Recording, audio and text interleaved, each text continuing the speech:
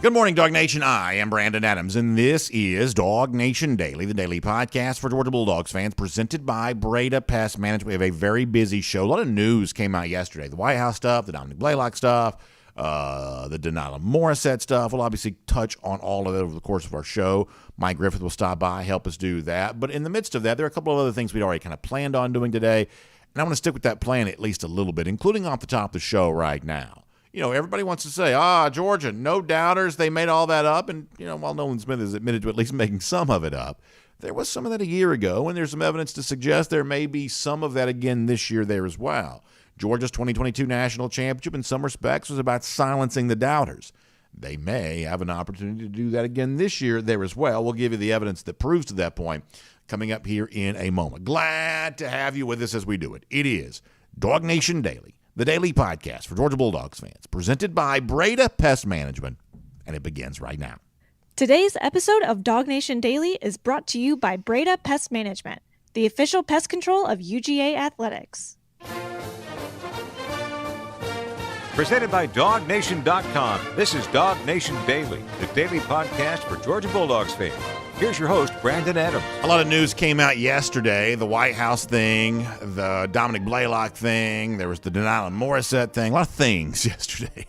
And we'll get to all of that here coming up in just a moment. But if you don't mind, I want to start on a different subject, a subject that I'd already planned on discussing. And for us, it's an issue that we've addressed before.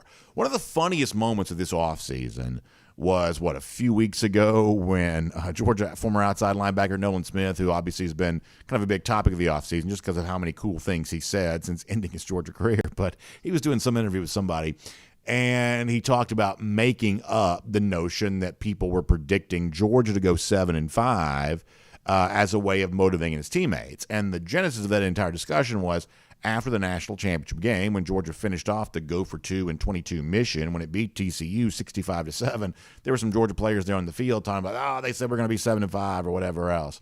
And a lot of media types were kind of wondering, well, where did that come from? And Nolan Smith eventually admitted, well, I made all that up. I just sort of said that to kind of spur my teammates to play better. And it was kind of a funny laugh, and it's kind of thing that sort of seems like something that Nolan Smith might do. However, entering that into the record, I think, has led to a misperception on the part of some that the whole idea of Georgia having doubters in 2022 was completely made up. That this was always just a work of fiction. And if it wasn't Nolan Smith doing it, maybe it was Kirby Smart doing it, or somebody somewhere was making Georgia out to be more of an underdog than it was. After all, this was the reigning national champions. How could they be doubted? How could they have any kind of, obstacles to overcome? How could there be any doubters in the way of Georgia when all they've done is win? But there were those doubters. And that's one of the things you've heard me play this clip for you before. Stetson Bennett, shortly after the national championship, reminding folks of, a lot of people now kind of want to rewrite history to make it seem like it was always obvious that Georgia was going to win the second straight national championship. But if anybody, Bennett would be the one to know that he certainly heard plenty of personal criticism that he couldn't lead Georgia to another title, that the one that he had led him to in 2021 may just be a fluke, that Georgia itself may have been lucky to win a national championship in 2021.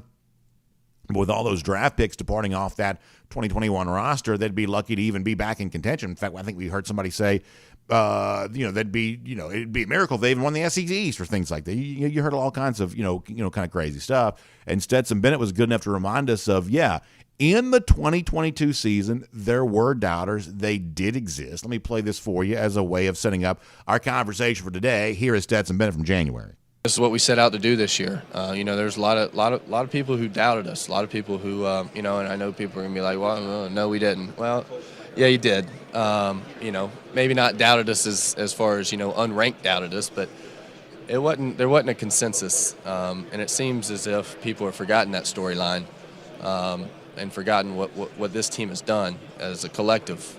Fought through that and heard all the doubters whenever we're talking about 15. Draft picks lost to the draft, and a lot of those guys over there on defense and even on offense heard that,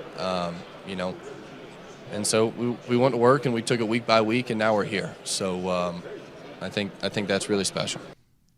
Amen to that. I am so glad Stetson said what he said right there, because I think it's 100% true that a lot of folks, as Stetson said, have kind of forgotten now the doubt that existed along the way. Now, as a member of the media, let me give you a little bit of insight on the media. I don't really consider myself a reporter. Nobody should. I'm a show host, but while not really a reporter, not a journalist, so to speak, I am a media member. Big difference between journalist and media. In the media, as a media member, let me give you a little insight on the media, especially when it comes to like sports media, things like this. The sports media will always recast things after they happen to make them seem more obvious in retrospect than they were in the moment. Do you know why that is? I'll give you a couple of seconds to think about it. The reason why that is because it makes us seem smarter. When Georgia wins the national championship, the story is retold. Well, of course, Georgia was always going to win this national championship this year, but because by recasting the story and retelling it that way, it makes all of us seem smarter as if we're capable of seeing the future. But if you go back to the past and sort of look at what people thought about the soon-to-be future, what you realize is nobody's quite as smart in the moment as they sort of pretend they were after something happens. In fact, given a chance to make Georgia the preseason number one team prior to last season, media types failed to do it. The coaches, who for the most part take their marching orders from the media and stuff like this, they also failed to do that there as well. That everybody sort of acted like last January they saw Georgia coming from a mile away, but actually they didn't. And Stetson Bennett's good enough to kind of point this out.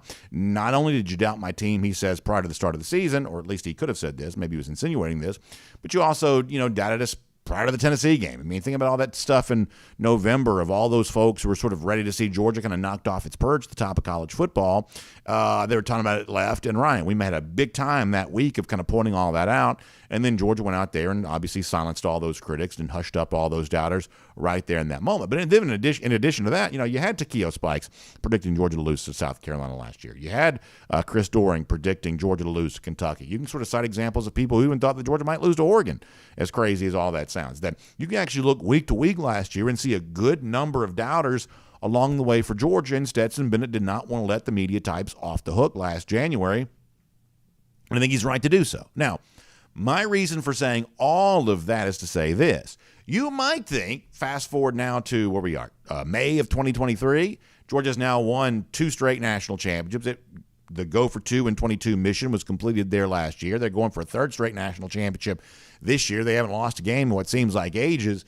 You might think that all doubters have been completely silenced and no one is willing to risk their own personal ruin to their reputation to step out here, say something about Georgia because of the obvious likelihood that Georgia's going to make them feel foolish for having said that near the end of the season. But while you might think that's true, the honest truth is there's still people out there who are looking for something other than Georgia to sell during this offseason. Latest example of this, Urban Meyer, a figure and a name that most Georgia fans don't like anyway.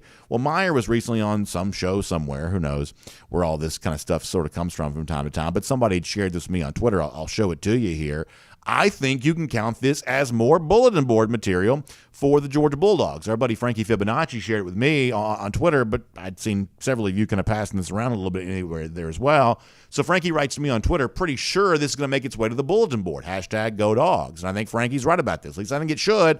Whether it makes it for the bulletin board for the team, who knows? Should it make our own personal bulletin board material? Should we kind of keep a record of kind of the dumb stuff people say during the offseason? Yeah, I think we probably should. Maybe add Urban Meyer to that list, who has some nice things to say about Texas. He says, man for man, roster against roster, it's hard to say Texas doesn't have the best roster in college football. I would say back to Urban Meyer on this, maybe it should be a little harder to say it. He says, it's hard not to say it. Maybe it should be a little harder to say it. Because if you look at, what was he said, man for man, roster for roster, I got a team over here in Athens that's 129 of its last 30 games, is a prohibitive point spread favor in every game for which there are currently odds listed for. Its season win over-under total right now for the regular season is 11.5. I seriously doubt there's some sort of roster deficiency on Georgia where Texas is shining right now. I seriously doubt that. Now, do I think that Texas could be a little bit of a surprise team here this year? Yeah. Would I look at Quinn Ewers? I was actually looking at his Heisman odds a little bit last night at 20-1 right now. I think that's probably worth a look. Do I think that Texas could beat Alabama in week 2? Yes, I do. And do I think it could be very, very fun here around SEC country if that happens? I do indeed. So I'm not necessarily anti-Texas, even though we all kind of roll our eyes. The whole notion of Texas is back talk, which seems to happen, this time each and every year. I'm not necessarily anti-Texas for the upcoming season. I'm actually kind of somewhat interested in Texas. But the notion that they have the best roster in college football, man for man, pound for pound, whatever it is Urban Meyer said, that is just provably false, and it is laughable on its face, and Urban Meyer ought to know better. And the fact that he says it anyway, I think is part of the problem that Georgia fans have here, where I'm going to do a pro wrestling thing for a moment. Not everybody likes pro wrestling, but some of you do. Roman Reigns in the WWE, the current champion, he's been champion now for years. He's a little bit like Georgia in that respect, even though I guess he played football at Georgia Tech. Reigns has had the belt for a long time, so has Georgia. And one of Roman Reigns' catchphrases is, acknowledge me. In other words, hey, I want everybody to recognize that I am the best here right now. And he says that, he gets the microphone, holds the belt up. He says, acknowledge me. And I think that's where Georgia fans kind of come around on stuff like this. It's fine to talk about Texas if you want to, but acknowledge me first. Like start every conversation by saying, I know Georgia's the best team in college football, but I'm somewhat interested in Texas. And listen, nobody can say anything about the Georgia roster, but if you've seen this Texas roster, it's not too bad. There's nothing wrong with talking about another team, but you better acknowledge me first. You better acknowledge the team that's won the last 2 national championships. And it seems like sometimes there's an attempt to kind of talk up other teams just to have something interesting to talk about. Georgia obviously runs the risk of making the sport boring if it keeps winning the way that it is, and so media types, now that's all Meyer is, kind of a disgraced former coach for now, sort of forced to go into the media. So he operates like other media types, just sort of begging for someone to step up, make the sport interesting. And so he's talking about Texas here right now, failing, I believe, to acknowledge Georgia. But here's the thing, and then we'll move on to something else. He's not the only one this offseason to already do that. And it seems crazy to think that, right? Georgia's won 2 straight national championships. Georgia's the favorite to win the national championship again here this year. But you got these prominent media voices who are just looking for somebody other than Georgia to kind of talk up here during this offseason. And I think if you're a Georgia fan, the failure to acknowledge what your team has accomplished over the course of the last couple of years, yeah, I think you got a right to be a little bit ornery about that. Last year's championship pursuit for Georgia came with a little bit of an edge to it. I think Georgia fans are kind of looking forward to maybe getting a chance to do that again, and maybe some of these media types this year giving you a chance to do that. Because, as I said before, not just Urban Meyer. We played this for you, I think, when I was on the DawgNation cruise a few days ago. Even a guy like Reese Davis. Listen, I don't like Urban Meyer at all, but Reese Davis I do kind of like. Reese Davis, I think, is a college football fan, kind of an SEC-type dude, host of ESPN's College Game Day. I have literally zero beef with Reese Davis, but he was doing one of his podcast deals the other day, and once again, just sort of looking for somebody other than Georgia to talk up. He talks up the Michigan Wolverines as a preseason number 1. It sounds almost unbelievable on its face, but here is some audio proof that Reese Davis said just that. Michigan has a proven quarterback that I think is going to improve greatly this year. They've got the best cornerback in America in Will Johnson. They've got some transfers on both lines of scrimmage, including a pass rusher that should shore up some of the things that they've lost. And they've done a really good job in the transfer portal the last couple of years, particularly on the lines of scrimmage. They've got their running backs coming back, a couple of wide receivers that might even be bigger threats, transfer tight end from Indiana, I believe. I think if I had to fill out the ballot right now based on what I know, the type of production I know I'm going to get, I think I'd put Michigan number 1. I like Reese Davis. I really do. And I hesitate to even want to say anything negative about him because I think that he's part of the solution in college football media, not part of the problem. There are plenty of other people who are far more problematic than Reese Davis is. But just to kind of put this entire conversation to bed here just for a moment, we saw Georgia and Michigan play 2 seasons ago. And Georgia made Michigan darn near want to quit the sport. In fact, Jim Harbaugh almost tucked tail and ran to the NFL shortly after that because I think he realized that we just play too rough down here. that the idea of trying to win a national championship in college football, as long as you get a team like Georgia out of the SEC standing your way, you're probably not going to be able to do it. That's what the Orange Bowl for Georgia and Michigan proved during the 2021 season. Now, we did not get the chance to see these two teams play in the 2022 season because the team that eliminated Michigan from the college football playoff, Georgia turned around and beat 65-7. To me, those are disqualifying points. You don't get to talk about Michigan in comparison to Georgia until you deal with the fact that Georgia absolutely obliterated Michigan head-to-head 2 seasons ago and maybe obliterated in the most embarrassing fashion imaginable, impossible, the team that eliminated Michigan from the playoff this past season. You have to address that before you talk about anything related to Michigan and being the number one dadgum team in the country. Once again, to go back to the Roman Reigns line, acknowledge me. You can talk about Michigan if you want to, and you can talk about them trying to beat Ohio State for 3 years in a row and being back to college football playoff. And honestly, you can give credit to Jim Harbaugh for actually turning out to be a pretty good coach for the Wolverines. You can do that if you want, but acknowledge me first. Put Georgia in its category by itself and then say, now, just after Georgia, I think Michigan's kind of an interesting team. Or maybe Texas, as Urban Meyer said, somewhat talented. But acknowledge me first. And if you're a Georgia fan and you're a little ornery about that right now, I think you have a right to be. But here's good news. Last year, I think Georgia fans had some fun with kind of silencing some critics and hushing up some doubters. Instead, some Bennett didn't let them off the hook in January when the season's all said and done. And as crazy as it might think to think all those folks might still exist here for the 2023 season, there's at least some evidence to suggest they do. So when it's all said and done, we're going to keep these receipts. We're going to hold on to them. And when the season's done this upcoming season, we're going to remind these folks of what they said. My name's Brandon Adams, and this is DawgNation Daily, the daily podcast for Georgia Bulldogs fans, presented today by Breda Pest Management. We are happy to have you with us no matter how you get to us live on video, 9:45, 1st and 15, DawgNation.com, DawgNation app, 10 a.m. after that. Facebook, YouTube, Twitter, Twitch, on the radio at noon, on app and Sports Radio 960 The Ref, and we are available as a podcast wherever you find them. Apple, Spotify, some of you listen directly on SoundCloud, some of you wait for us to post the show there at DawgNation.com. Just lots of ways you get in touch with our program, and however you choose to, we are just really glad to have you as a part of it. And man, we're so thankful for our friends at Breda Pest Management there as well, the official pest control provider of UGA Athletics. Think about how cool that is. I think that all those great athletic venues there around the campus at Georgia, they're all protected by our friends at Breda Pest Management, from termites, from bugs, from critters. And doesn't it kind of seem like this time of year, there's just sort of more of that than there, I guess, maybe is other times of the year? I don't really know why. I'm not a scientist necessarily, but you just sort of feel like you see a lot of bugs and things like that. And Breda Pest Management helps keep all that stuff on the outside of the house where it's supposed to be, in the woods or wherever else. Breda Pest Management can protect your home the same way it protects Georgia's home and all those great UGA athletic facilities. And the good news is, a company that's strong enough, resourced enough to be recognized by UGA as its official pest control provider can also help you by leveraging all those resources for your benefit. Specifically this, when you make the switch to Breda Pest Management for your termite protection, for instance, you're going to put more money back in your pocket instantly just for making that choice. This is a company that's been in business since 1975, got 125 different employees, have been taking great care of folks for a long time. And the best way they may be able to take care of you is to put more money back in your pocket by giving you better service for less money than you're spending with whatever fly-by-night company you might be working with right now. So please find them online. It's BredaPest.com. That's B-R-E-D-A. That's how you spell it. B-R-E-D-A, BredaPest.com. Make the switch to Breda Pest Management today and put more money in your pocket right away. Boom. Just for making that decision. All right, coming up in a couple of minutes, we have our latest Kroger Perfect Moms winner we want to celebrate here as we head towards Mother's Day on Sunday. Excited about that. Mike Griffith going to stop by here in just a minute there as well. Prior to that, I want to go around the Dawghouse. And as I mentioned a moment ago, yesterday kind of weirdly out of nowhere turned out to be a little bit of a newsy day. And a lot of it's kind of somewhat weird news, I guess, in some respects. I want to kind of run through all three of these topics here real quick, and then we'll bring on Mike Griffith. I'm going to find out what he has to say about some of this and additional stuff from him there as well.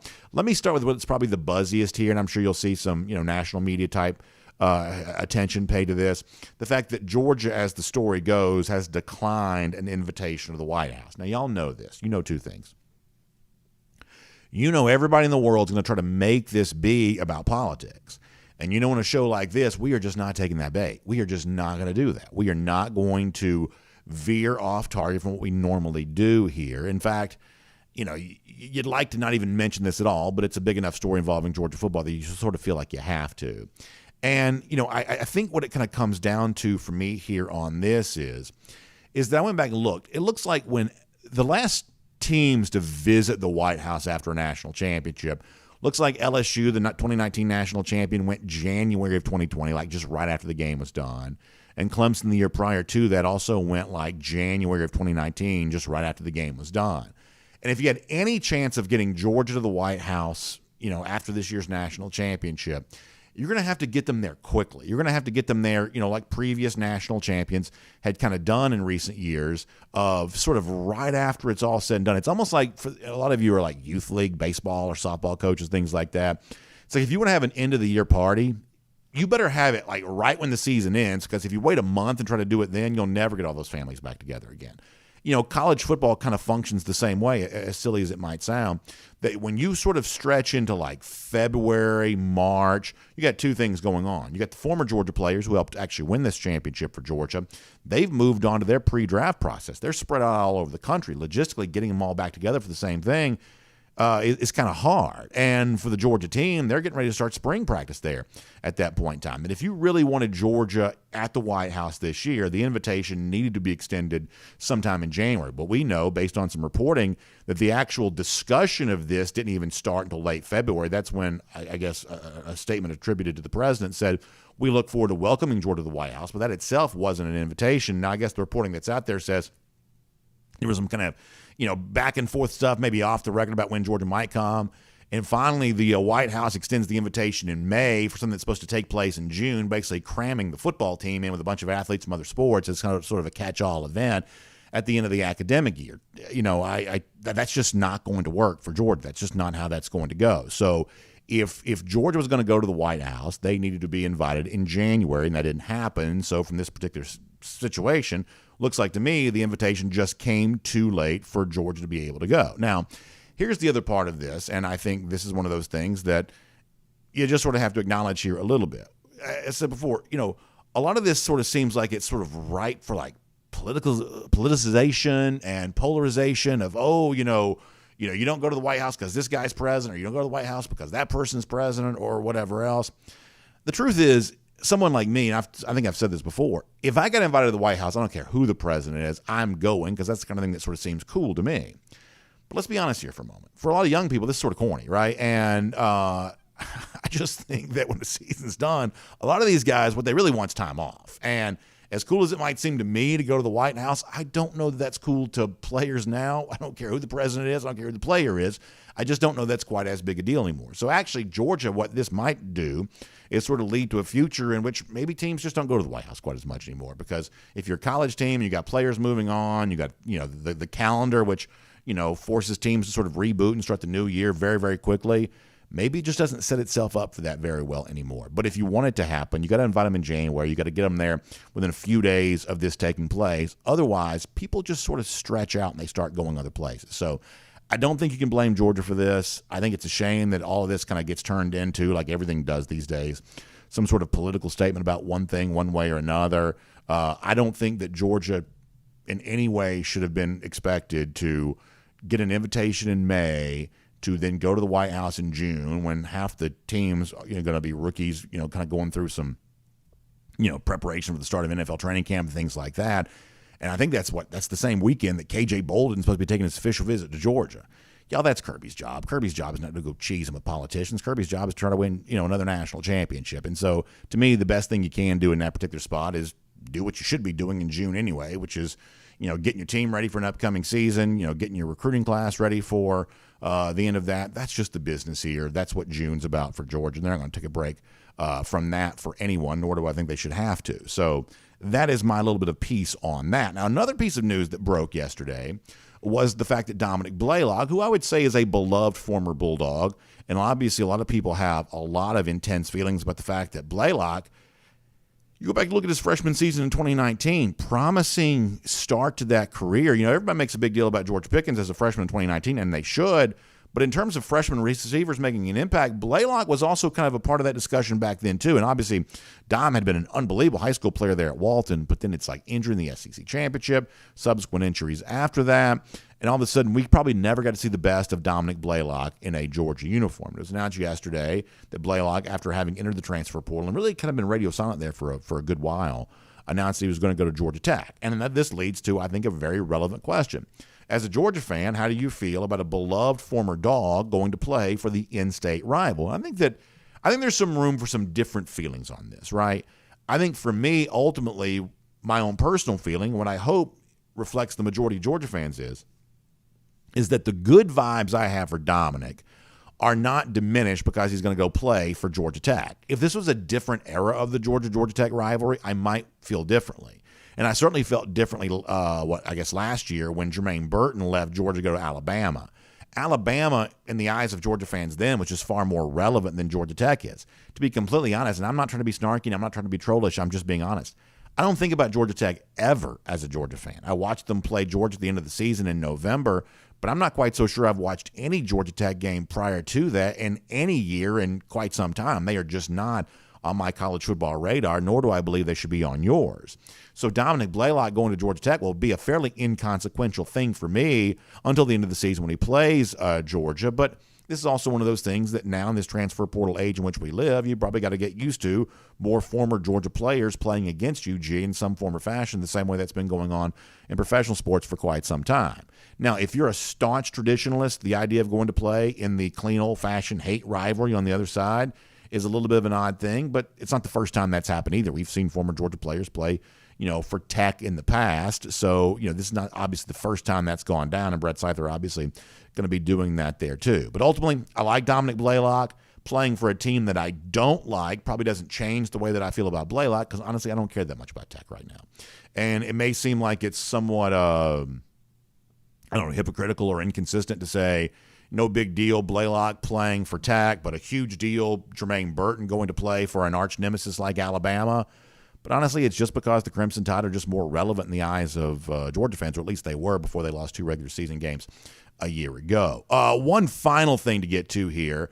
Obviously, this is not good news, but Denylon Morissette was arrested yesterday, kind of involving suspicion of DUI and things like this. And I think a lot of folks left to conclude, okay, what happens to Morissette on the heels of what has been, in the eyes of some, kind of a series of sort of negative headlines related to Georgia and, things like that.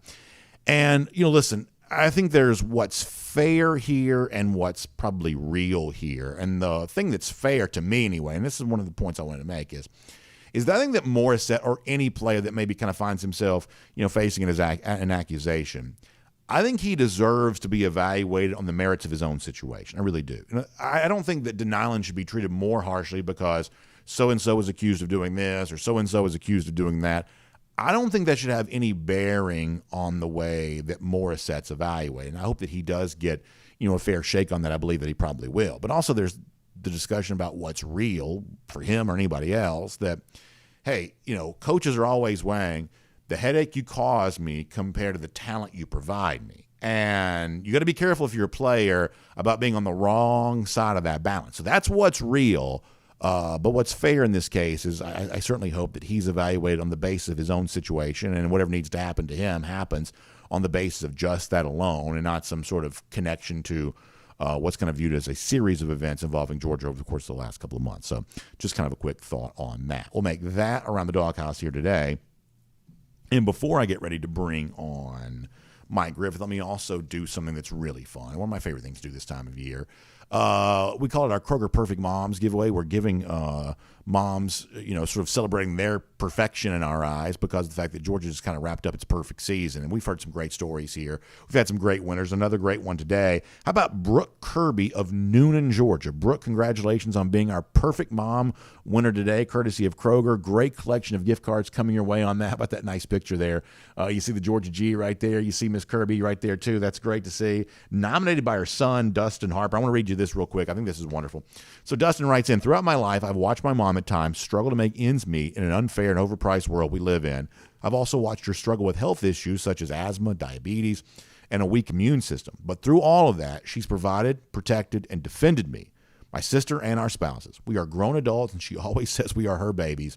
We love you, Mama. I love that story, and I think we can all kind of cite examples of that. Of when we're kids, sometimes we have the gift of not realizing just how hard the world can sometimes be. Our parents shield us from that, and that's kind of what a parent's job is, to shield their kids from some of that kind of stuff. And it sounds like Miss Kirby here has done a great job of that. And certainly Dustin tells a great story about why she really is a perfect mom and a very deserving winner, courtesy of our friends at Kroger. That is so nice to be able to see.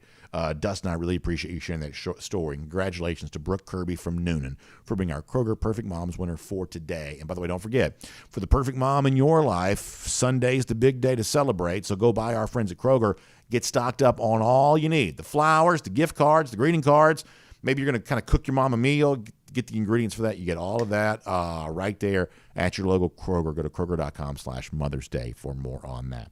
Kroger.com/Mother's Day for more on that. All right, we got a lot to do with Mike Griffith here. Some stuff we'd planned to do, some of the new stuff that fell into our lap yesterday. Without further ado, let's get it going. Mike Griffith here on DawgNation Daily, presented by Breda Pest Management. From Athens and across the SEC or wherever the recruiting trail may lead, here's a DawgNation.com insider. We'll bring in Mike Griffith here on DawgNation Daily, presented by Breda Pest Management here today. And, you know, Mike, we were talking about the Georgia White House thing there a moment ago. This is one of those things that probably delivers more juice as a headline than it does as an actual story. I just think that Georgia was invited too late. I don't think there's anything that could be done about that on the Georgia side. Maybe there was something that could be done on the White House side as far as inviting them any earlier.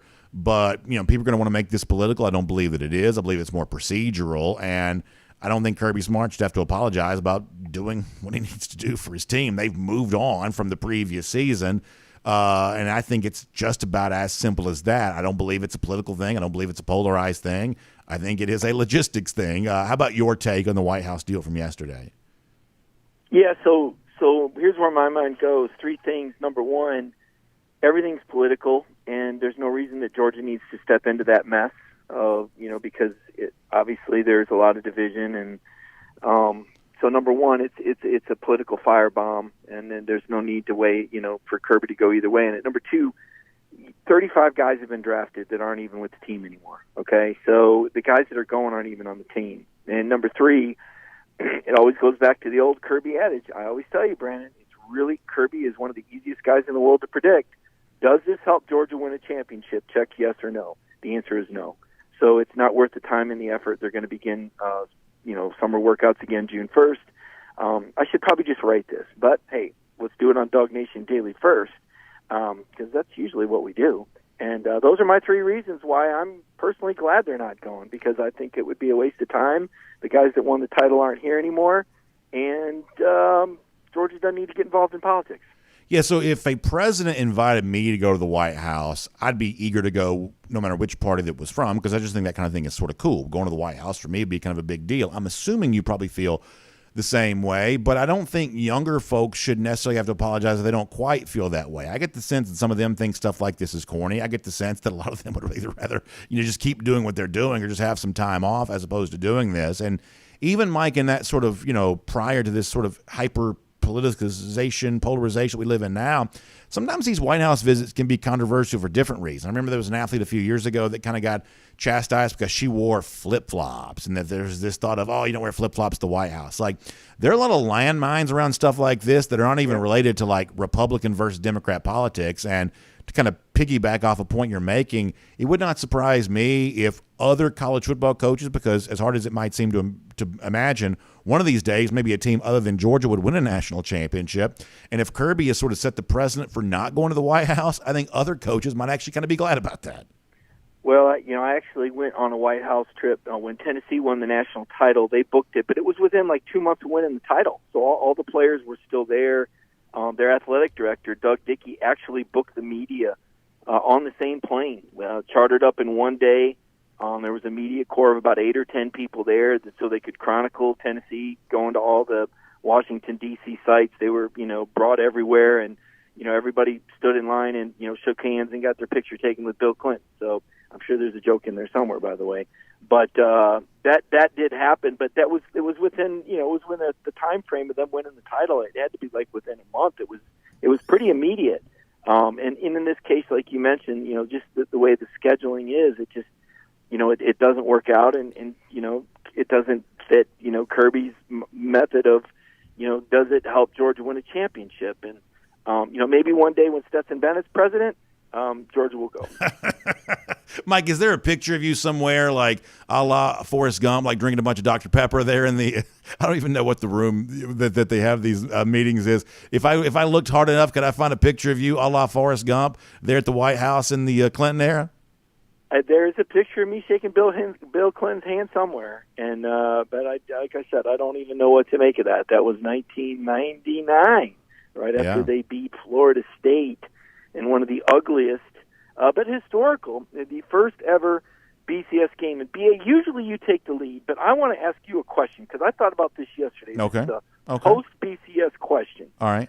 So when the odds came out about Georgia's over-under win total at 11.5, Which I want to get to in with and you of before we're itself, done. Yeah. In and of itself, I want to know what you think about that, A. But B, in your gambling methodology, psychology, do you take it into consideration that in order for someone to win that bet, that Georgia would win more than 11.5 games this season, that would mean 3 consecutive undefeated regular seasons for Georgia? Do you take that into your odds consideration, 1? And 2, I don't even know if that's ever even been done in a regular season, certainly not post-BCS, right?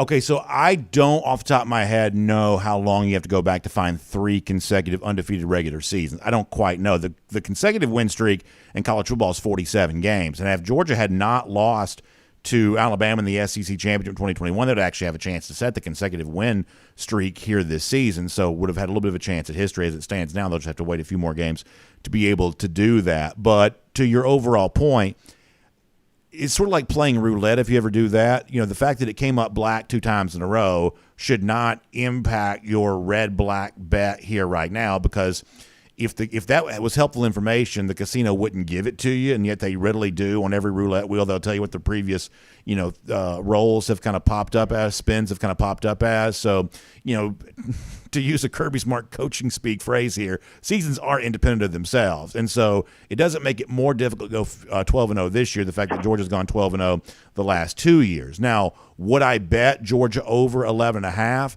If I felt really strongly on Georgia over 11.5, I'd probably look for a different bet. I'd look for Georgia to win the SEC at better odds or make the college football playoff at, I guess, slightly better odds, although I'm sure Georgia's yes bet on the playoffs is actually, not exactly the most, the biggest bargain in the world.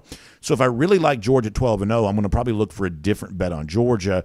They're kind of begging you to take the under here on this. There are going to be a couple of teams every year that are 11.5. Alabama frequently has been 11.5. Ohio State's been 11.5 before. So there's always going to be a couple of 11.5s out there. But if you really like Georgia 12-0, then you should probably shop around for a different bet to make on them. Is that a sufficient answer to your question?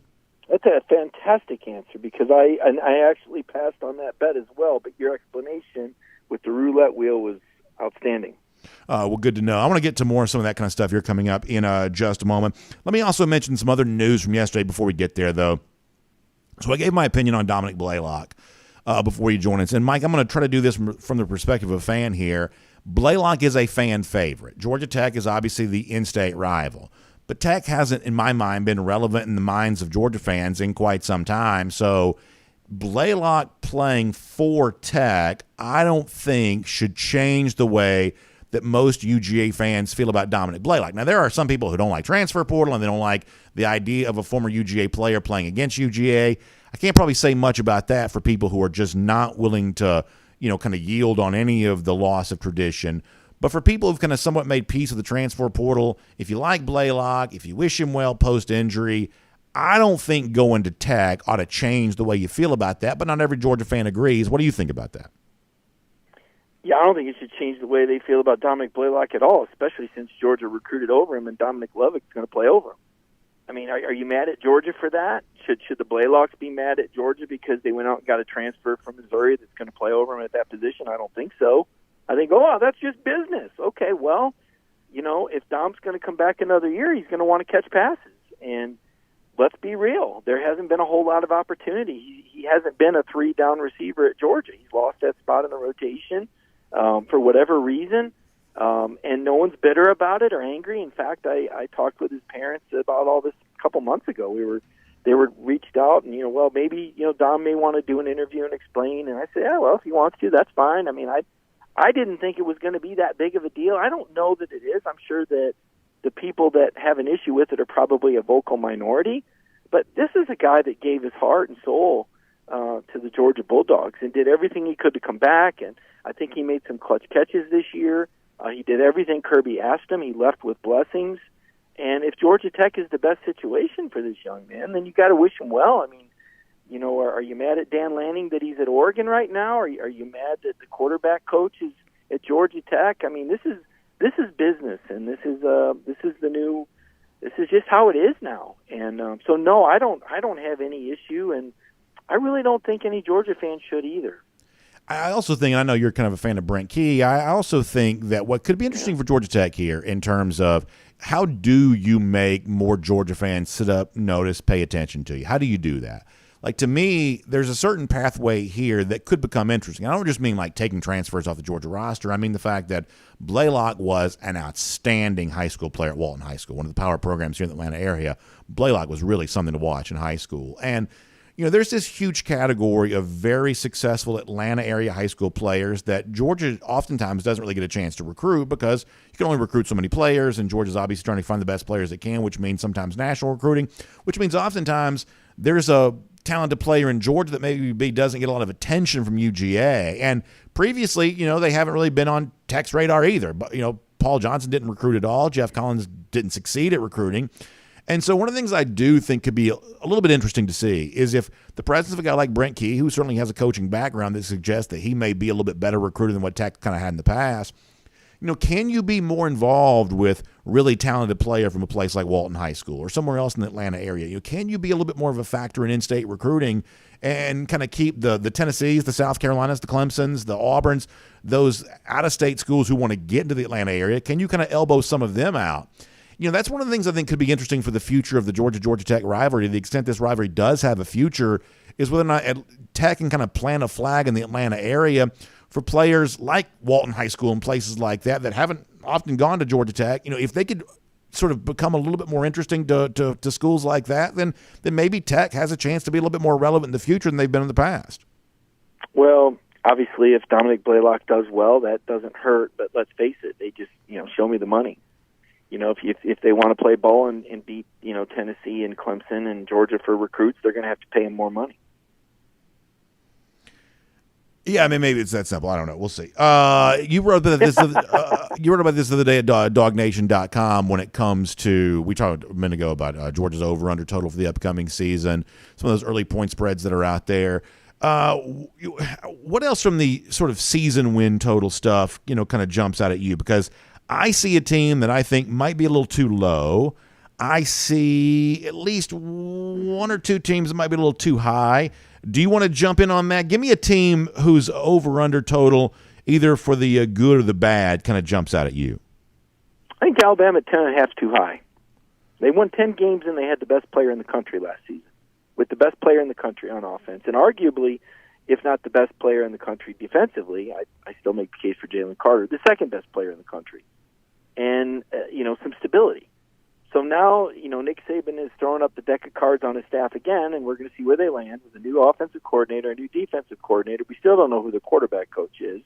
Yes, they play LSU at home in Tuscaloosa, but, they also open with Texas. I think 10.5 is too high for Alabama. I just, I looked at the last few years of Bear Bryant's career, and, are we seeing that with Saban? Kind of what goes through my mind. Let me jump on that. Let me jump on that for a second, then we'll get somebody else you want to mention, because I want to make a point here about this. Because a minute ago you asked about carryover from season to season. Let me tell you, Mike, one of the things that I do believe carries over.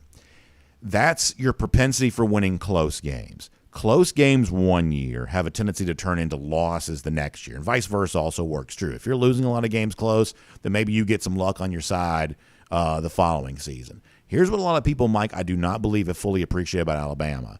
Not only have they lost more than we're used to seeing them lose, they lost twice in the regular season a year ago. Mike, a lot of their wins have just kind of come from that sort of one-score variety, much closer games, much more close wins in which, Alabama had to make a play late to win, things like that. They're doing that with a lot more frequency than they used to, where it used to be very common to see Alabama winning SEC games, 14, 17, 21 points, 24 points, 27 points. Frankly, in recent years, Alabama, think about the Florida game, think about the Texas A&M game. A lot of their wins are kind of coming very, very late in very, very close games. And over the course of the long haul, it's hard to sustain that. So if you want to make an underplay on Alabama at 10.5, I don't think that's a bad situation at all, given the fact that they lost twice in the SEC a year ago. Some of their wins came close. And by the way, they have an opponent like Texas as a big non-conference game there as well. there are a lot of opportunities for losses on this Alabama schedule. They're not going to lose them all. I'm not going to try to say they're going to completely fall off the map. But if you need them to lose twice, it's not hard to find opportunities for a couple of them. I totally agree, and that's why I just and I guess the fact that Alabama is still favored over LSU, and LSU is the team that with the stable quarterback situation. I think I saw where Bama's a 7.5-point favorite to win at home against LSU. We'll see.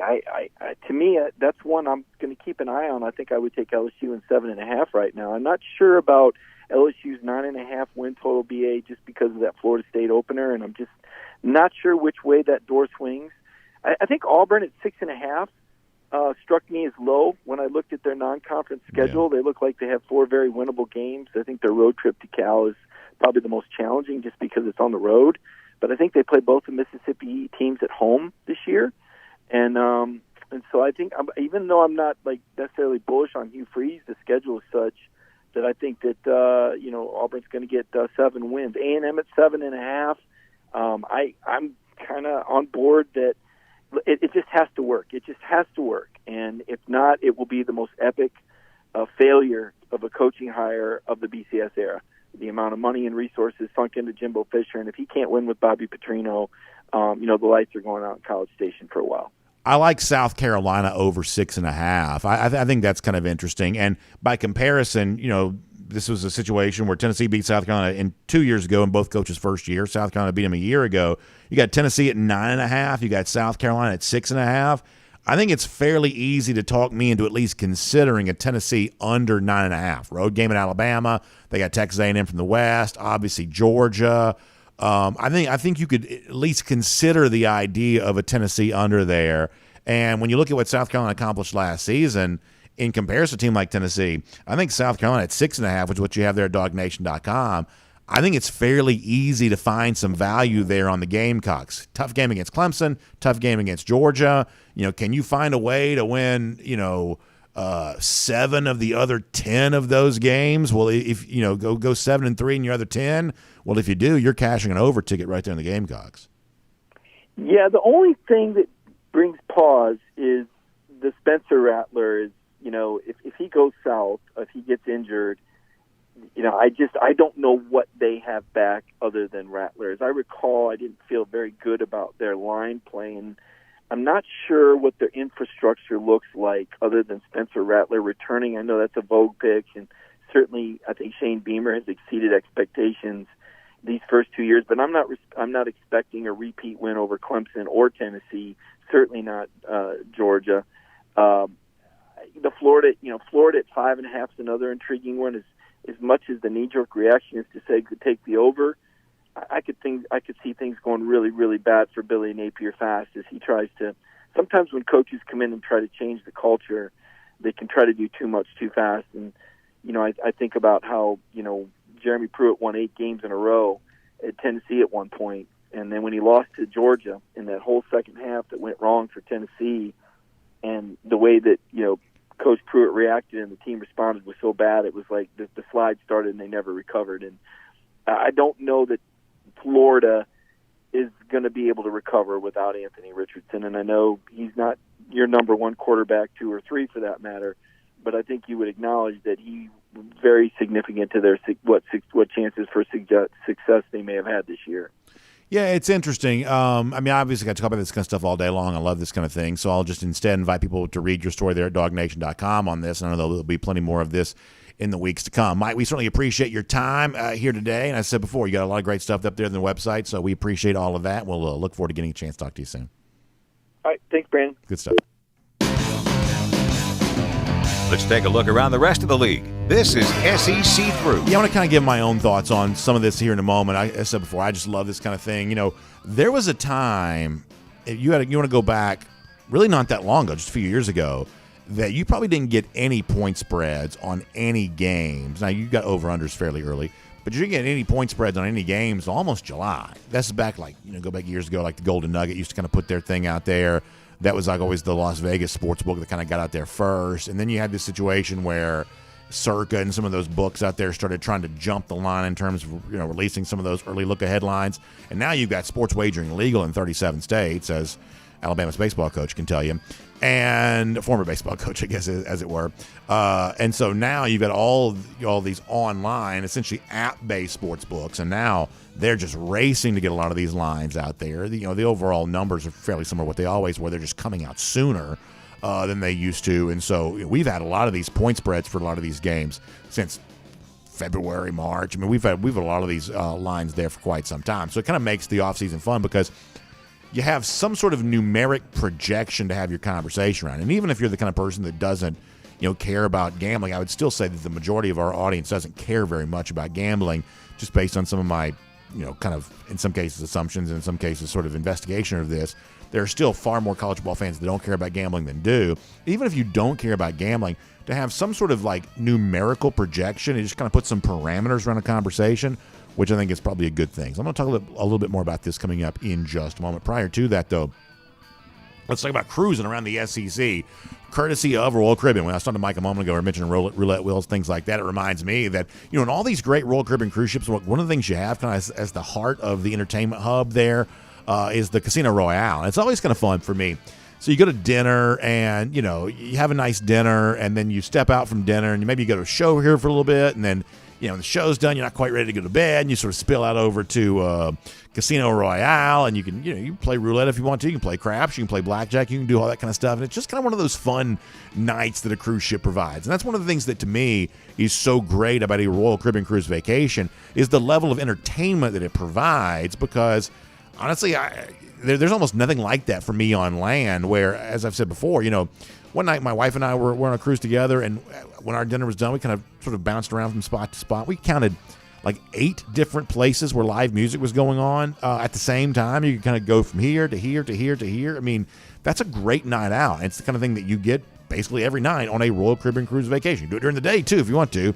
Whatever you kind of want to do there on that. So I can't recommend it enough, especially as we head towards the summer. My family's so excited about a little short cruise getaway we're going to be able to take here coming up, before the summer's all said and done. And you can get just as excited about your own Royal Caribbean cruise vacation. And our friends at Royal Caribbean believe that a great Royal Caribbean cruise made even better by a terrific travel agent, Jessica Slater, is the one specially selected for us by Royal Caribbean, recommended to us. She helped us with the DawgNation cruise. She has helped me with my personal cruise travel, and you can trust her there for what you got going on there as well. So give her a call, 770-718-9147. That's 770-718-9147. She can get you booked up on a Royal Caribbean cruise vacation today. All right, so as we're cruising around the SEC, let me just kind of stay on the subject of these over-unders for a moment. So as I told Mike, Alabama at 10.5, I do think that could be ripe for an underplay. And some of this is personnel related. Obviously, the Bama quarterback situation is concerning. Jalen Milroe, Ty Simpson, we saw them both underwhelmed during the spring game. And listen, there is just no savior walking through that door. Tyler Buckner is the guy that comes in from Notre Dame, but some of y'all follow college football close enough to know this. Had Buckner stayed in South Bend, there's a very good chance he would have been the third-string quarterback at Notre Dame. Sam Hartman was obviously going to be the starter. It was not obvious that Buckner was going to be the backup, even though he had played in the bowl game. And, I guess he won MVP of the bowl game. He still threw 2 picks in the game. He threw almost as many interceptions as touchdowns when he played last season. So it's not like, he's, the next great thing necessarily. He may be capable. And obviously, Tommy Rees, the new offensive coordinator in Alabama, knows him well. But I think that Alabama under 10.5 is at least worth a consideration. I'm not holding a ticket for it in my hand right now, but it's at least worth a consideration. They have won far more close games than you realize the last couple of years, and it is not easy to keep up that trend. If you're not blowing teams out, if you're not winning your games by double-digit points, it is very hard to assume that success is going to translate year over year. And Alabama's going to still be a pretty big favorite against Texas week 2. We talked about Texas off the top of the show. You can laugh about Urban Meyer saying they're more talented than Georgia, but be careful laughing about Texas just in general. I think Quinn Ewers at 20-1 to win the Heisman, it's worth a look. I think it is worth a look. Texas to pull an upset maybe at Tuscaloosa, worth a look there as well. If that could happen week 2. You tell me Alabama can't lose an SEC game? Of course it could. I think it gets pretty interesting pretty fast. LSU 9.5. I would go over on that. I've talked up LSU enough this year that to me, I'm just over LSU on 9.5. Tennessee 9.5. This is one of those things. Obviously these numbers are set with a purpose. 9.5 feels about right to me. Somewhere in that 9-3, 10-2 type range. The big swing game for Tennessee is probably Texas A&M. It's a home game for Tennessee. But as Mike was kind of talking about a moment ago, y'all, there's also a chance that Texas A&M is just a little bit better this year, and I realize I've got zero credibility on this. A lot of our audience, especially our live video audience, they hold my feet to the fire on this because I called Texas A&M to have big improvement a couple of years, and it just didn't really occur. Other than the pandemic, Texas A&M, one of those sort of pandemic teams that, hey, when nobody's playing defense, when everything was weird, A&M found a way to be in the top 5. But in other years, in sort of normalcy times, they've had a hard time maintaining that level of success. You can't help but notice that. So A&M with Bobby Petrino as offensive coordinator could be a little bit better. And if so, that becomes a tough game for Tennessee. The other thing to pay attention to on Tennessee, if you're looking at them going over their total, they have a lot of point spreads that are just not very big. And much the same way I said Alabama has a hard time maintaining a series of kind of close wins. When a lot of your wins are projected to be close, be careful about kind of counting them before you actually have them in your hand. Be very careful about that. I'll give you a classic example. Florida's a team we don't think is very good, but Tennessee has to go to Florida, and that is not a huge point spread in favor of Tennessee there in that spot. That's a game that right now the sports books don't necessarily think is going to be easy, and ESPN FPI, if you take that seriously at all, maybe you shouldn't, but if you take it very seriously at all, ESPN FPI thinks that Florida can win that game. So that's the thing you got to be careful for when it comes to Tennessee, is some of their games are actually projected to be a little closer than Vols fans maybe realize, which makes it a little bit hard to sort of call yourself a guaranteed 10-2, 11-1 type team when you're not exactly, expected to blow out a lot of the teams that you're playing. And then I'll quickly, as I mentioned before, I don't know why South Carolina, by perception, should be considered to be way worse than Tennessee. I just don't. Now, they got beat by Georgia 48-7. But listen, how many wins last year did Tennessee have better than the one that South Carolina had against Clemson? Tennessee beat Alabama, but for large stretches of that game, that did not seem like the outcome that's going to take place. So I don't really quite know why the perception gap between South Carolina and Tennessee is as wide as it is. I don't necessarily think it should be. And then beyond that, I kind of agree with Mike. I think Auburn over 6.5 is probably worth a look. Easy non-conference schedule. You still got the difficulty of the SEC West, but I think that's probably worth a look. I think Vanderbilt at 3.5 is worth a look. This is a team that won 2 SEC games a year ago. I think the Vanderbilt over 3.5. I would give very serious consideration to that again. You better believe that I would. All of this coming from Mike's story there at DawgNation.com. Anything else from that I want to mention? Where is Ole Miss? So Ole Miss is 7.5. They're in the top 20 of the ESPN FPI, but they play pretty tough schedule overall when you think about everything in the SEC West. Same number as Arkansas, Sam Pittman. Y'all know I love Pittman. This is the year in which Coach Pittman needs to find some wins. He probably does, and that's just the reality of coaching in the SEC. Beloved figure, kind of a local boy makes good. He probably needs to find some wins. He probably needs to go over that 7.5 this year there in Fayetteville. We will make that cruising around the SEC courtesy of Royal Caribbean. And before we wrap up today's show, let me also give a little bit of a shout out here to our friends at the Finish Long Drink. The weather is warm.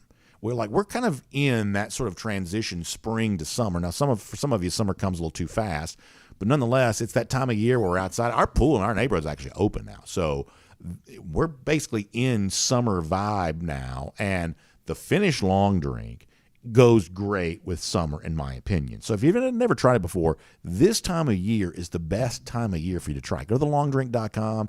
You can look at the 4 different varieties. You can even get one of those 8-can variety packs like you see there on the screen for those of you watching on video, which includes 2 different cans of each of the 4 Finish Long Drink varieties. 4 times 2 is 8. That's how you get to 8. Even I can do that math. But the point is, try it. It's delicious. The cranberry, the Long Drink Strong, 8.5% alcohol by volume. Long Drink Zero, that's no carbs, no sugar. Long Drink Traditional in the blue can. Got the grapefruit flavor, the gin kick. The honest truth is the Long Drink Traditional is actually my favorite.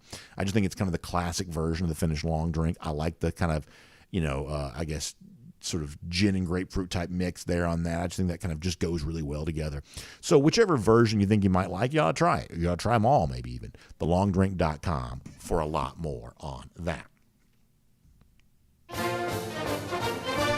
So one of the things I always like is when folks in our audience kind of know what I'm going to like. And one of our great commenters, you hear us talk about Christy sometimes from YouTube. So on Twitter, she put out a very funny thing. And I had this shared with me multiple times. Our buddy Army Dog Charlie shared this with me. Our buddy Georgia on Tap shared this with me. Christy, very, very funny here, laughing about this meme. It's things that were popular in the 90s that are now useless. So you see one of those Kodak like disposable cameras, although I think those have kind of come back a little bit. I think a lot of retro stuff is cool, and I think the disposable cameras may actually kind of be back a little bit. But nonetheless, you got the Kodak camera there. You got the, what do you call that, a disc, I guess? That's not a floppy disk, though, right? It's like a disc for a computer. I haven't seen those in a while. You got like a transistor radio type thing there.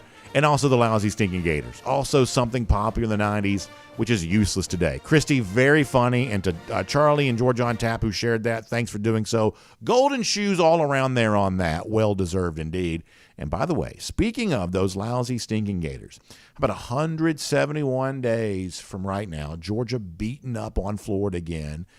Vegas thinks they'll lose 6 times this year. One of those, we believe, will come at the hands of the Georgia Bulldogs. You have a great day. We will see you tomorrow. DawgNation Daily, presented by Breda Pest Management and on video. Time now for our R.S. Andrews cool down. R.S. Andrews, the one you turn to for your air conditioning, heating, plumbing, and electric needs. They will show up on time. They'll do the work that's promised, the price that's promised. You can trust R.S. Andrews on all of that. All right. Comments, some fun, some frivolity, some tomfoolery, and then we're going to wrap it up here today. Let me go to DawgNation.com first, because I was a little late on the cool down today, so let me take care of these folks, and then we will be there. DT says I'd take the over on the Barners. He means Auburn. Freeze is a good coach. We'll make a move in year 1. Yeah, I mean, I don't think you're asking a ton from Auburn to go 7-5. I really don't. Like I said, I'm getting those numbers from Mike Story. I don't think you're asking a ton from Auburn to go 7-5. Tough SEC West schedule plus Georgia, so you've got some losses there. But I do believe that Freeze is a good in-game coach. I believe that Freeze is a massive upgrade over Brian Harsin. And y'all, the guy that we thought that Auburn was maybe going to hire at one point in time, Lane Kiffin, what evidence is there anywhere that Lane Kiffin's a better coach than Hugh Freeze? And I mean that, literally. Like, what proof is there that Lane Kiffin's a better coach than Hugh Freeze? Freeze is sort of distasteful to some, people. It was a little bit of a controversial hire. But Auburn hired the best possible football coach it was going to be able to hire in Hugh Freeze. I don't think that's up for dispute. So, yeah, I could see them going 7-5 this year. Johnny Surf Dog says the Blaylocks living in the Atlanta area plus familiarity with Buster Faulkner probably aided their decision to go to Georgia Tech. I would imagine that's probably true. Let's see what else. Bill Russell says, what's a tech? So there you go. Yeah. I mean, and really, those are the two warring factions that exist between Georgia fans right now. There's the version of Georgia fans who are like clean old-fashioned hate, historic in-state rival, hate Tech more than anything. And there are people like Bill here who maybe he's kind of joking, but I think he's being serious. And I probably kind of find myself more in the Bill Russell category of, do you know the meme that's out there of like the Mad Men thing where, the one guy says to Don Draper, I feel sorry for you, and Don Draper says, I don't think about you at all. When it comes to Georgia Tech, I don't think about Tech at all. I'm not quite so sure what they'd have to do to even be on my radar to get any attention from me whatsoever. Y'all, we talk about SEC teams around here all the time. We make fun of SEC rivals this, SEC rivals that. I can't even really think about the last time we even hardly mentioned Tech on this show. The week after Thanksgiving, or the week of Thanksgiving when Georgia plays them, I guess. Other than that, we don't talk much Tech around here, and that's not intentional. It's just we play the hits, and that is not a hot topic here right now. So I'm probably more in the category of Bill Russell there on that. DT, Johnny Surf, I'm going to read this. He says, the White House did not invite us last year, and I think the best I can tell that is true, although I guess COVID is kind of cited as the reason why. He said, never invited us until 5 months later after catching grief about it. And now 5 months later, a fourth of our winning players are gone. And it sounds like Georgia and Olive kind of agrees with that too. So I do think that the one thing that some of the reporting out there suggests is while the official invitation came in May, there was some sort of back channel discussions prior to that in the spring. So this is one of those things where if we wanted to say, how dare you not invite us until May, I think discussions, according to some reporting that's out there, actually started prior to that. But for me, that's still too late. I mean, do I have the dates wrong? Didn't LSU and Clemson both go in January, like right after the national championship was done? That's the only shot you have to get these teams. Now, you may say, like, well, years ago, teams used to go in the spring and stuff like that. I don't know what made years ago different. Georgia's not doing this in the spring. They're just not. And honestly, I just sort of hope this goes away. I really do. This is the kind of pain that Georgia shouldn't have to deal with. They should not have to deal with this. So I hope that when they win it next year, they don't go to the White House then either. I don't care who the president is, because we could have it. I mean, depending on when it happens, I guess, that'll be what? No, it'll still be January 2024, so it'll be the same president then. But Georgia next year when they win the national championship, the year after that when they win the national championship, I sort of hope this is just done. I really do. And I don't care if my son gets elected president. I hope no more teams go to the White House. It's just done. It's just over with. I think it is. And they can bring the field hockey teams and stuff like that. They can do all that as much as they want. But football teams going to the White House, I hope Georgia ends this as a tradition. And I say that as someone who would love to go to the White House no matter who the president is. But you can't make if the White House's schedule doesn't work to do this until the spring, then you can't line the two schedules up. And I don't want Georgia to stop the business of preparing for the upcoming season to go, cheesing with some, PR photographs on the Rose Garden. I just don't want that. So I hope it's kind of done. Let's see what else.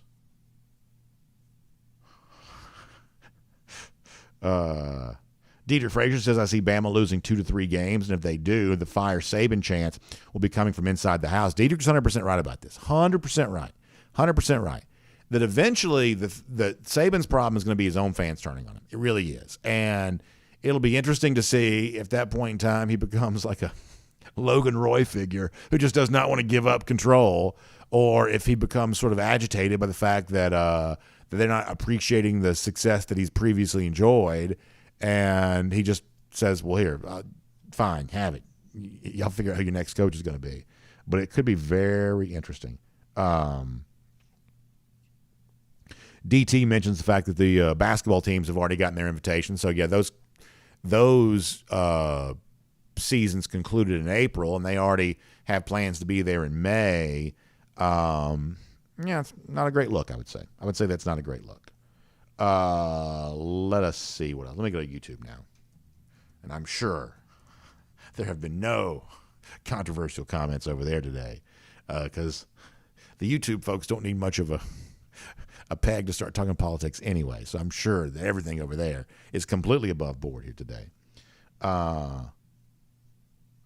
Jonathan Aaron says, do you remember when Florida and Nebraska were both good? He says Pepperidge Farm remembers. Jonathan, that's very funny. That's very funny. Let's see what else. Paul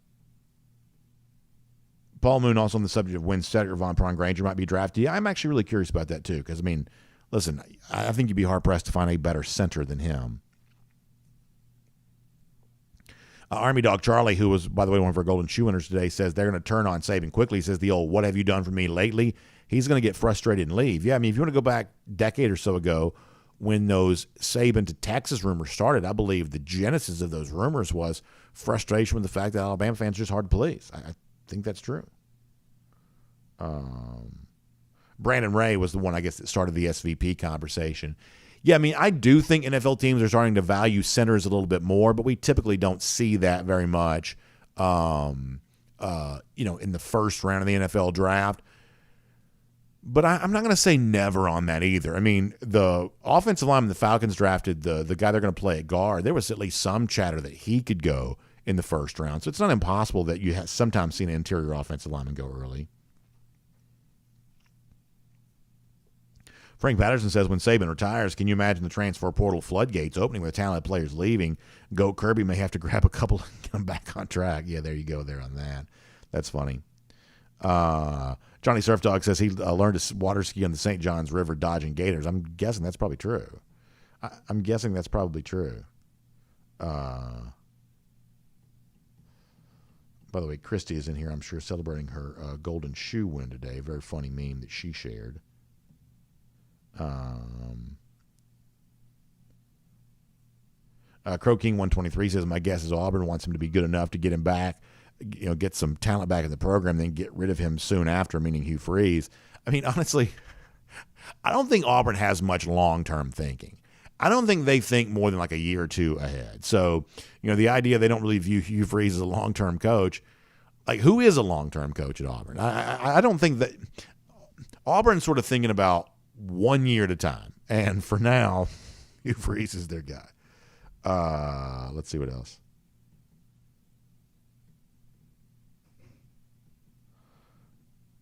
Thomas Tyson says Georgia Tech is a, quote, rival, but when that game got canceled, no one cared. Imagine the Florida game getting canceled, what the response would be. Thomas, I think you're 100% right. I mean, this is one of those things that I think the proof is kind of in the pudding on. Just the energy around the game is not what it once was. And listen, I am typically speaking a traditionalist, so I have respect for the argument in favor of the rivalry from the lens of tradition. I do kind of get that. But, I mean, gosh, there's no more Bedlam coming up soon. There hasn't been Texas A&M in a good number of years. That may actually be getting ready to return. But when you look at all the rivals around college football that are being canceled, the idea that Georgia Tech couldn't be canceled, I just think that's just simply not true. Memphis Dog calls him Huge Sleeves. For some reason, I've never heard that before. That's actually really funny. Really funny. So you got Nature Gator and G. Grace kind of coming together here. A certain axis of evil between those two. That's quite a partnership there. Nature Gator and G. Grace Bamba Boy joining each other to talk about some stuff in here. TMN says that Petrino's going to be the next Florida coach. I mean, he's not young though, right? So that would be interesting if that be the case. Ooh, this is a good question. So TMN says, what stadium are you most excited not to have to visit every other year? So I think my answer to that would probably be, I mean, obviously the easiest one is Missouri, right? Because it's the farthest one away. But y'all, I went to Columbia this past year. It's the first time I've ever actually gone. That was not a bad trip. For some of y'all that like to do the one Georgia road trip per year, I'm going to tell you right now, Columbia, Missouri is a sneaky good place to visit because what we did the Friday night before the game was we went to a St. Louis Cardinals game. You could either fly to Kansas City or fly to St. Louis. We did a Cardinals game. Busch Stadium was a blast. Columbia, good restaurant town. A lot of good. I mean, I'm fat guy who likes to eat, so there's a lot of good food and things like that. So this was my first time this past year going to Columbia. Other than the fact the game was a total disaster, the actual weekend itself was not too bad. So I will be glad to no longer going to Columbia every year, assuming that's about to end. Every other year, I mean to say. But actually, my road trip to Columbia was actually kind of fun. Ironically, the next answer I would give you is probably Kentucky, although it sounds like if Georgia goes to a 3-game, permanent opponent situation, that Kentucky actually may be one of their 3. Lexington's a really nice place, but it's kind of hard to get there. I mean, you drive past Knoxville. You literally drive past Knoxville on the highway to get to Lexington. The idea that Georgia wouldn't get a permanent opponent from a Columbia or a Knoxville, 2 places that are no more than a 3-hour drive, is just asinine, but that's just sort of what you do from time to time. I think it's a really good question. So I guess because like you'd say, well, Vanderbilt's a bad stadium. There were 40,000 Georgia fans the last time, Georgia, or at least in 2019, when Georgia played in Nashville, because obviously people like Nashville. So there are going to be some Georgia fans. They're going to be sad to see the Georgia Vanderbilt thing come to an end every other year for reasons that have nothing to do with football. Christy says, how was Notre Dame? Christy, it was one of the really special memories in my life. It really was. And that's true for 2 reasons. Like, one of the things that I say from time to time, and I hope this makes sense, there are certain experiences that I have that make me feel like I'm inside of TV. In other words, I'm standing in a place that I have watched on TV so many times that it makes me feel like I'm inside of TV. Like the first time I was at Times Square. First time I was around some of the monuments in Washington, D.C. First time I was in Las Vegas. First time, going to Augusta National. First time, when you go to some of these places where you've only seen it on TV and you've seen it your entire life, when you're standing there, there is such a feeling of, gosh, it just sort of feels like I'm inside of TV. Well, one of those for me was Notre Dame Stadium with Touchdown Jesus off to this side. The weather was perfect. It was like one of those really, really nice Midwestern fall days, which is what you want it to be. The only complaint I had is it sort of felt like the day went by too quickly. I was wanting to soak it up and enjoy it so much, and it just sort of felt like the day went by so fast. That's my only real complaint. But the other part of that I always remember is the weekend itself. And we went to the Falcons game that Sunday, and I was so, by that point in time, I was just fried. But that Friday night, going to the Cubs game, and I was lucky enough. I'd been to Wrigley Field a couple times. I'm a big baseball fan, so I like going to these ballparks. I'd been to Wrigley Field a couple times before, and it actually had just been at Wrigley Field about a month or so prior to going there for a couple months prior to going there with the DawgNation invasion. To see like 20-something thousand Georgia fans at Wrigley Field, doing the Go Dog system, doing the Georgia Bulldogs back and forth, like all of that was wild. Like really, Wrigley Field is like hallowed ground to me. This is like one of those places, as a big sports fan growing up, that I just dreamed that one day I might get to go there. And luckily enough, I'd had a couple chances to be able to do that.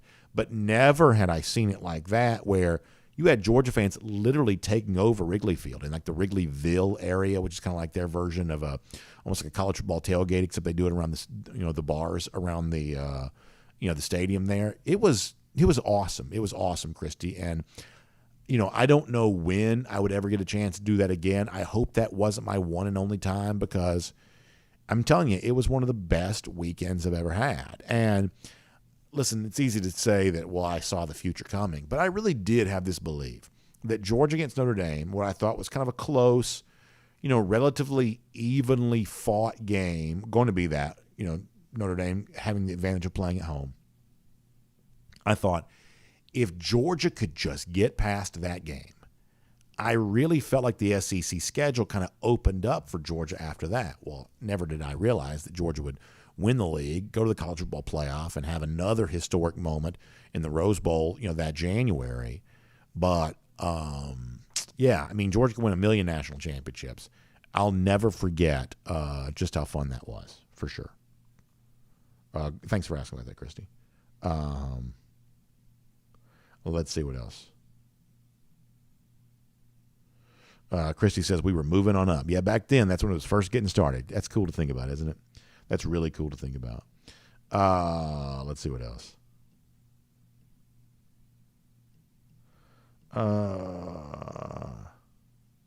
Johnny Surf Dog says, please schedule more classic road games. Let's play in the Big House, Michigan, Texas, USC, Oregon. Let's battle them all in their houses. Let's dominate.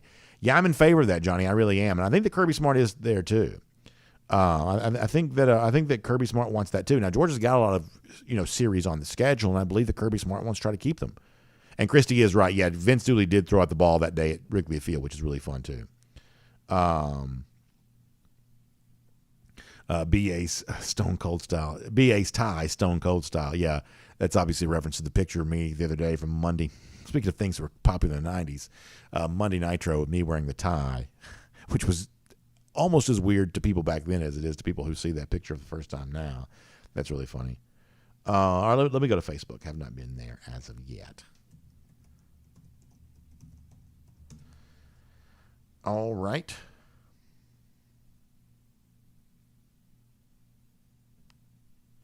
On Facebook, here we go. Joel Moody says Dogs favored by double digits in every regular season game except for Tennessee, favored by 7.5 there. And, depending on that Tennessee schedule shakes out, you're kind of left to wonder, okay, well, does that game seem bigger or maybe a closer point spread then or maybe a larger point spread? I was actually asked that yesterday. And in my mind, given what Tennessee plays before it gets to Georgia, there's a very good chance that that game's actually more along lines of a double-digit type spread once the games actually play. But there obviously will be some respect for Tennessee there in its own building. But yeah, already, Georgia's a 24-point favorite against South Carolina. I think, 18.5-point favorite on the road at Auburn, which is a very noticeable spread right now. So, yeah, you better believe that's the case. Miriam Corbin says Kentucky's a better place to travel than, as she calls it, USC Junior, meaning South Carolina. She says people are nicer. Stadium is much nicer. Drive is beautiful in the fall. She says if I never go back to Columbia, it'll be too soon. So Miriam's an expert. She's been to a lot of these road games, so she weighs in on that. The drive to Lexington is really pretty. Now, when you get north of Knoxville, kind of that area around there, very, very pretty, especially in the fall, as she said. And, Lexington can be a very pretty place to visit that time. Kevin Cook says the Notre Dame game was surreal. I'll never forget that feeling, and so proud of how many fans made the trip up there. Yeah, Kevin, I mean, of all the flexes that Georgia has had in its program history, that was one of the best ones. Bill says we did a triple header that weekend. Braves Cubs on Friday, Georgia Notre Dame on Saturday, and Falcons game on Sunday. What's kind of funny is that people think the Braves were playing the Cubs that night. It was actually not. It's like Milwaukee or something like that. But it was Falcons Bears on that Sunday. So Cubs were playing some random team. I think it was Milwaukee. Georgia, obviously Notre Dame there on that Saturday, and then Falcons Bears on that Sunday, and that was a good game. Falcons won late against the Bears, but I mean, by that point in time, I'd just given all I'd had to give, and we didn't get back to the hotel until pretty late that Saturday night. I mean, I was still in the hotel lobby, like, R. Kelly style after the after party. It's the hotel lobby. I mean, I was still sitting in the lobby at almost 6 a.m. I finally got called to bed, but yeah, that was a good time. That was a good time. A good time. Miriam Corbin says calling the Dogs was awesome. It was. Barry Watkins says Auburn football. All the talk is about LeBron's son coming to play Auburn. His USC coming to Auburn. Basketball school is going basketball school. Barry, that's the case. Joseph Kennedy says Columbia's a cesspool. Their fans try to sneak and smoke in their stadium. So Joseph making his feelings very well known there. Philip Jordan Wells laughing at Florida fans and their great highlights appearing on VHS tapes, which is very funny. Joel Moody says Fenway Park in Boston was a bucket list destination. I was lucky enough to go to Fenway Park in 2010. So that's a good long while ago now. But it was a great experience. Great experience. I'm actually kind of lucky in the fact that I'm actually starting to collect decent number of ballparks. I don't necessarily have a stated mission to go to them all, but I'd obviously like to. I'm starting to get a little. My collection of ballparks is starting to get up there a little bit. Zach Adams says he's got a Georgia USC national championship battle, or he says maybe a playoff battle, if not that. Yeah, I don't know about that, Zach. I mean, I'm going to have to see more defense from USC to believe they can do it. I think they're a good team, and I think the challenge of the Pac-12 this year is you've got probably a handful of teams who are probably in that good category. Washington's probably one of those. Utah's probably one of those. Oregon's probably one of those. You've got a handful of teams that are kind of in that same category, and if USC could just play more consistent defense on a week-in, week-out basis, they'd have a chance to emerge from that. But the kind of 11-1 type record, 12-1 Pac-12 type championship type situation, you'd have to be able to do that. I'm not quite so sure I trust them to do that. I'll take as my possible playoff teams. Remove the SEC Big Ten for a moment. I'll take both ACC teams, Clemson, Florida State. I'd even take maybe Texas and Oklahoma as possible playoff teams before I'd get to USC. I think it's a fun conversation, but I believe I'm probably more skeptical of USC than it sounds like you might be there in that situation. But listen, Georgia-USC in the playoff would be a huge game. Greg Baker wants to go to Happy Valley to play Penn State. That'd be a great road trip, I believe. I mean, listen, I'd love to do them all. Now, the one good thing is, obviously you don't want to necessarily go to State College in January, but, at the expanded playoff, there'll be more chances to go to more of these stadiums maybe at some point in time over the course of years. But I'm like y'all. Give me as many big road games, going to these really cool venues as possible. All right, let's see. Greg Baker, not a fan of I-75 around Knoxville. So I don't like Tennessee at all. But when you kind of get there around where the Tennessee River is, you kind of see the bend of the Tennessee River. I mean, I do think that's kind of nice. I mean, I hate to say that, but I do think that, that area around there is kind of nice. Philip Jordan Wells and Joseph Kennedy, I was talking about some Jamaican jerk chicken. I do like that, man. I love some good jerk chicken. All right, let me do one more trooper in the comment section. Christopher Vale says, I'm going to go to College Station for the barbecue, even if the dogs can't. Yeah, one of these days maybe Georgia can go to College Station. If the SEC schedule is remaining the same, it's supposed to happen next year. Part of me kind of hopes they just keep like putting it off just for the fun of it. Like Georgia just never goes to College Station, just for the kind of the fun of it. Johnny Surf Dog would like to see Georgia play Miami. Yeah, one of these days maybe they get a chance to do that too. Going to Miami for the Orange Bowl was pretty fun. It was kind of weird though in the fact that there wasn't much of it was a little bit like being in Los Angeles, the national championship this year. There was almost no game vibe. You know, people in Miami and Fort Lauderdale area just seem to care about other things, especially New Year's Eve weekend. The part that I was really kind of impressed by going down there for the Orange Bowl was how nice Fort Lauderdale was. I've never really been to Fort Lauderdale, but I like Fort Lauderdale, and like maybe just my age, but I like Fort Lauderdale and like Los Olas Boulevard. I like that area more than I like Miami.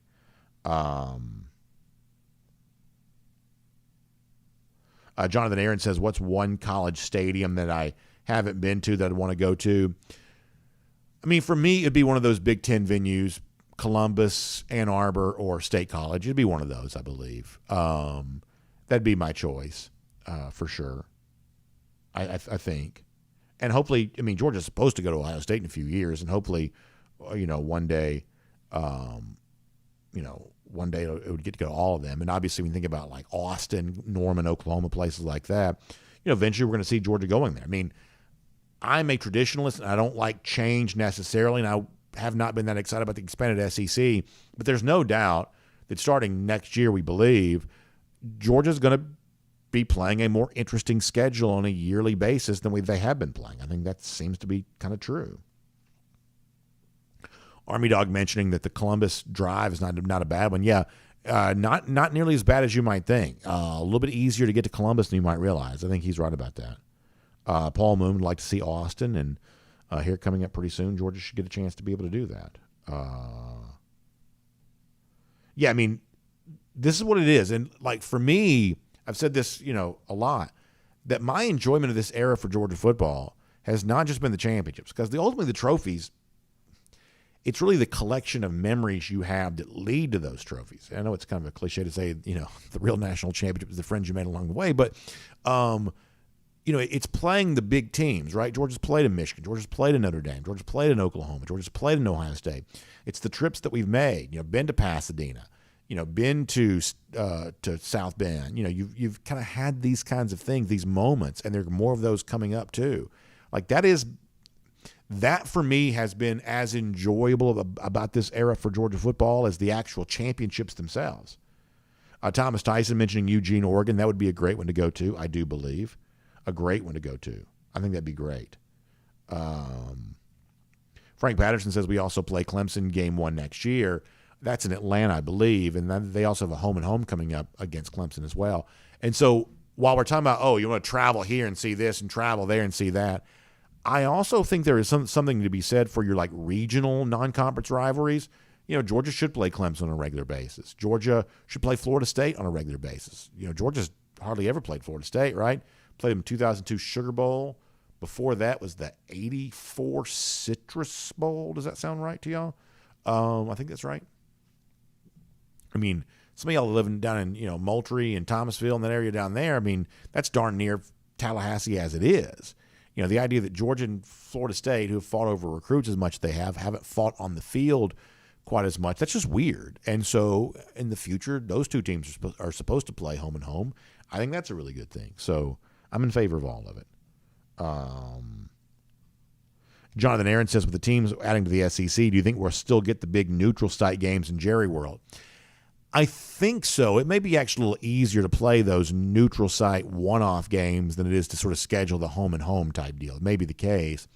And I've said before, Las Vegas wants to kind of get involved in that kind of stuff. They're going to host LSU USC next year. They want to do more of that in the future. So I think there'll still be a place for that. They pay pretty well. So teams kind of like it because of that. Plus, it's just sort of easy to schedule. a neutral site one-time game, because when you do the home and home, you obviously have to find 2 years that work, whereas for this, you only have to find the one, and, there's just less finagling that has to do. So I believe those will stay around. I hope that's the case. Thomas Dyson also says that Boise would be a nice one. I do think it'd be fun to go to Boise at some point in time. So I've always had this theory that, let's say that Georgia wasn't a good team. Let's say Georgia was kind of a bad team. I think the bad bowls are better than like the mediocre bowls. Like, obviously the great bowls are great, but the bowls at the bottom, I think, are actually better than the bowls in the middle. Like, I think that, like the bottom tier bowls are like the Bahamas Bowl. Florida, wretched team last year, played in the Las Vegas Bowl. If I gave you your choice, you want to go play in the Belk Bowl in Charlotte, or you want to go play in the Las Vegas Bowl? I mean, I think the Belk Bowl is considered a better bowl, but I think Las Vegas is a better trip. Bahamas Bowl. But also you have these like weird bowls, like the one that takes place in New Mexico. I think that'd be kind of fun to do, right? Just go play some random team in New Mexico. If you were a bad team, I think I'd rather do that than go play in like I don't know, no disrespect to Nashville, but like the 8 millionth trip to the Music City Bowl, or go to Tampa. I'd rather go to New Mexico, play in the New Mexico Bowl, or go play in the Boise Bowl. It's freezing cold, but what I heard is they let the players, for like some of their activities, they go out and do like snowmobiles and things like that. Like, that'd be fun, right? So my kind of weird theory has always been that on the hierarchy of bowls, the bottom tier bowl is actually better than the middle tier bowl, but we're probably losing the point at this point in time. Myrtle Beach Bowl. Yeah, Foster Moss, great point. Imagine what a party the Myrtle Beach Bowl must be. Like, that must be a knockdown drag out. That's a great example, Foster. A great example. Frank Patterson also mentioned that there as well. All right, we got to go. Anything else? Let us see. Richard Pollard says, can you imagine all the Georgia boys snowmobiling? That might turn into a little bit of an issue. A lot of guys don't have much experience in the winter. That might turn into a little bit of a car crash situation. A lot of demolition derby type stuff going on. You may have some of that going on, but I think it'd be fun to try it, though. I think it would be fun to try it. Baracus Mills says, I like the Mountain West games, the Pac-12 after dark. Yeah, I mean, like, this is one of those things where, like, obviously I'm a Georgia football fan, but I'm a big college football fan in general. So if there was a opportunity for me to, like, have sort of a parallel existence, I'd love to go to Laramie, Wyoming and see a game there. I'd love to go to, even like Lubbock, Texas, see a game at Texas. Like, some of these places, like, where it's kind of the middle of nowhere and it's way out west, kind of a, I've always thought there was sort of a different type of person that sort of lived out there, the kind of person that sort of got away from something back here. That's sort of the picture I have in my mind. I wouldn't mind experiencing some more of that. I really wouldn't. But, given my connection to Georgia football each Saturday, probably not going to happen anytime soon. But, yeah, I mean, I wouldn't mind doing more.